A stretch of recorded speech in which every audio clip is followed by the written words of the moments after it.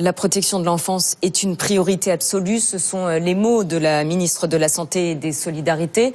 Nous avions invité Agnès Buzyn à participer à ce plateau, mais elle a décliné l'invitation. Alors, pardon, hein, je vous interromps, mais je voudrais dire, alors franchement, quand j'ai découvert qu'Agnès Buzyn ne venait pas, j'ai été profondément choquée et je trouve ça extraordinairement révélateur de la désinvolture, du mépris de la puissance publique à l'égard des enfants maltraités. Ça fait des années et des années qu'on dit qu'il y a un problème, qu'il y a une difficulté. Il paraît que c'est la priorité du gouvernement. On devait avoir un plan en juin, puis après l'été arrive, c'est septembre, et puis septembre ça va pas, et puis après c'est novembre, et puis finalement ça va être le 15 décembre, on est au 15 janvier, il y a toujours rien qui se passe.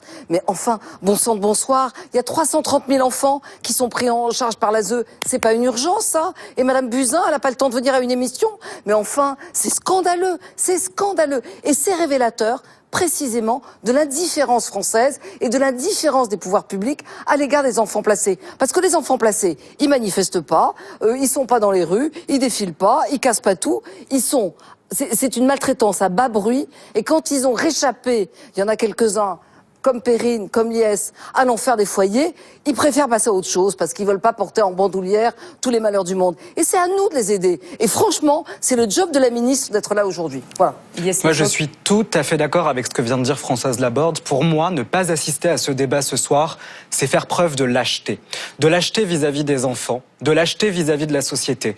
Je rappelle quand même que le gouvernement d'Agnès Buzyn et Agnès Buzyn elle-même a failli supprimer les budgets pour le 119, Allo Enfance en danger, qui est le numéro national d'urgence sur ce sujet. Je rappelle aussi que son gouvernement a décidé de créer un fichier biométrique pour le fichage des mineurs non accompagnés.